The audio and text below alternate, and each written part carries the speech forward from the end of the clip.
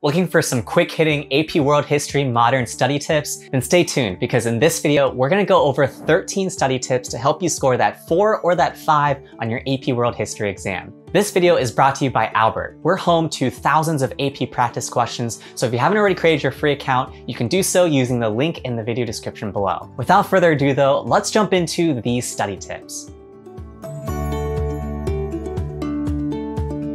The first tip is remember how much time you have to take this class. You have either a full year or a semester to master this content, so it's okay for you to take a deep breath before you start digging into your AP World studying. Tip 2 is to practice multiple choice questions from tests that you've taken over the course of the school year. Your teacher is going to have given you tons of quizzes and tests over the course of the school year that are going to replicate the sorts of questions that you might see on test day. So it can be helpful for you to create a mistake log for yourself to log specifically the questions that you got wrong and why you got them wrong the first time that you answered that question. The only way to get better when it comes to AP World is to learn from your mistakes. So by doing this sort of action of creating a mistake log, you're going to be able to better internalize specifically why you got these questions wrong the first time and avoid making that same mistake the second time you see that topic or unit or concept covered on your AP World exam. It might also be engaging and fun to create a little study group with your classmates by approaching your teacher and forming little study groups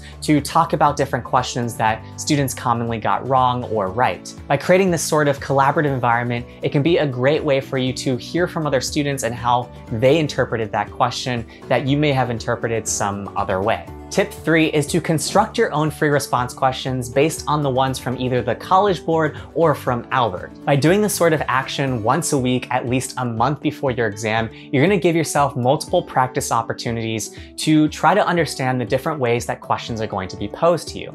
This forces you to do two things. The first thing is that it helps you better understand the sorts of ways that the test maker is going to ask you questions on the free response section. And the second thing that helps you do is it helps you get exposure to these questions and then forces you to start thinking about how you might respond to these questions that you're creating for yourself.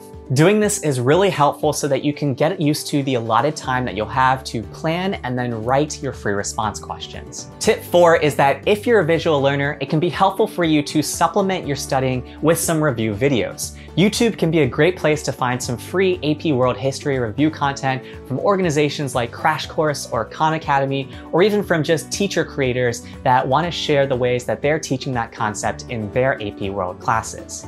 Whatever creator's videos you end up enjoying, it can be helpful for you to keep a video log and to summarize 2 to 4 key points from each video that you're watching, just to make sure that you are actively listening and experiencing the video when you are reviewing that content. Before we jump into our 5th tip, if you're finding this video helpful, do us a favor and hit that like button below. By doing so, you'll help more AP World History students like yourself find this video. Our 5th tip parallels our last tip, which is if you're more of an auditory learner, it can be helpful for you to pick up some history-related podcasts to listen to.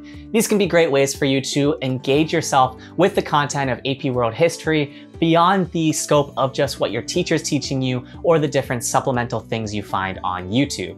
You might find podcasts like Head on History or Dig to be some sources of inspiration for yourself as you're working your way through your AP World studying. Whatever you end up listening to, like we mentioned last time, it can be helpful for you to summarize 2 to 3 key takeaways from every episode that you listen to. Tip 6 is that if you're a tactile learner, you might find it helpful for you to rewrite the notes that you took in class or the notes that you took from your readings assigned from class. This might sound a little old school, but it's been proven through studies that physically writing out notes again and again can be a helpful way for you to internalize different things that you learn. Tip 7 is to time yourself when it comes to the multiple choice section. You're going to get 55 questions and 55 minutes to answer every single question.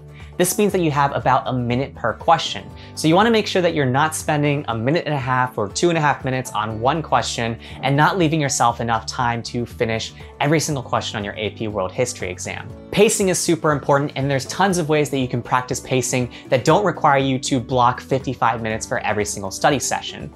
For example, if you want to just try to practice the pacing of a minute per question, you might create a practice set of 10 questions or 20 questions, and then set aside 10 minutes or 20 minutes to practice those particular questions. Then over time, once you've built up your stamina, you can prep yourself for a full 55-minute study session. Our 8th tip is to practice constructing responses to your document-based questions. You may find this daunting because you have to source documents in your writing, but you might find a resource like Albert helpful because we provide practice DBQs for you to work through. Just like our earlier free response question tip, we recommend that you block at least 1 day a week, a month leading up to your exam to practice your DBQs. When you do this, you're going to want to practice with the same time constraints you're going to have on test day, which means you have 60 minutes to answer a full DBQ. When you're practicing your DBQ responses, it's really important that you try to incorporate every single document in your writing. When you start practicing here, remember that students struggle most when it comes to incorporating documents into their writing.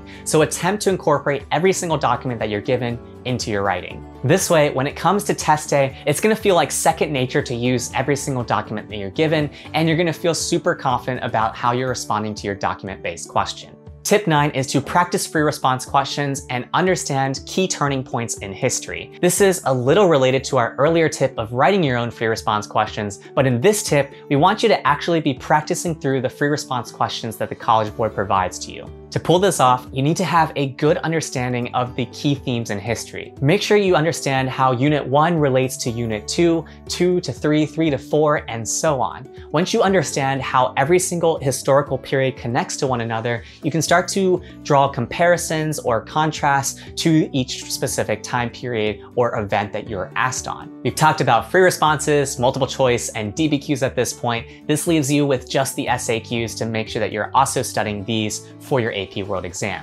In this section, you're going to have 40 minutes to answer 3 questions, which means you have about 13 minutes for every single question. It's really important that you practice being succinct in your responses. It's really important that you understand the bulk of the course material because questions 1 and 2 are going to be talking about historical developments or processes that happened between the years of 1200 and 2001. The nice thing about the third short answer question is that they give you the choice between questions 3 or 4. Question 3 is going to cover something between the time periods of 1200 and 1750, whereas question 4 is going to cover something between the time periods of 1750 and 2001. So it's nice here in that you have a little bit of choice if you feel like you know the more recent events better than the earlier events in world history. Tip 11 is to try and study with a classmate. If you don't have a classmate readily available, it might be helpful to study with a sibling or family member or somebody that can lend you a listening ear. The importance of this for you is practicing how you articulate certain themes or concepts from class and making sure that you can actually do so in a coherent manner. You might also find it helpful to form a small group and then have a Socratic seminar in which people are asking questions about particular things with one another. That way you can build off of each other and learn together. Tip 12 is to trust that your teacher has prepared you well. Feel free to use notes or PowerPoint resources that your teacher may have shared with you over the course of the school year. In the case where you are self-studying for AP World History or you don't have that resource available, you'd be surprised the number of free resources that you can find online. There are tons of teachers that have publicly shared their class presentations, so it isn't all that hard to find some quality presentations for you to study from. As you use these resources, it's important for you to highlight the topics that you are struggling with and then spend the bulk of your study time working on those topics. Where students sometimes struggle is they spend so much time reviewing things that they already know really well that they don't leave enough time for them to actually improve on their weaknesses and boost their score. Tip 13 is to remember the powerful combo of AP Central and Albert. The benefit of AP Central is that it's the actual test makers sharing with you a few resources to help you prepare for your test. And the benefit of Albert is that it's hundreds of practice questions as well as full-length practice tests that you can work through an interactive online experience so that you don't use up all of your official released resources first before you've truly mastered the content that you need for your AP exam. So if you haven't already created your free account to start studying on Albert, you can do so using the link in the video description below. By doing so, you'll get access to a few free topic areas so you can get a taste of what it's like to study on Albert. There you have it, 13 quick study tips to help you prepare for your AP World History exam. If you found this video helpful, do us a favor and hit that like button below. By doing so, you'll help other AP World History students find this video and get value from it too. If you're looking for more AP World Review content or general AP Review content, check out our channel and subscribe for more videos like these. Lastly, if you're a teacher looking to try out Albert with your classroom, you can apply to pilot using the link in the video description below. By doing so, you'll be able to try us out for 30 days with your entire school to see the sorts of data and insights that we might give you to drive student growth. That's it for this time though. While you guys wait for the next video, check out these videos that YouTube thinks you might like.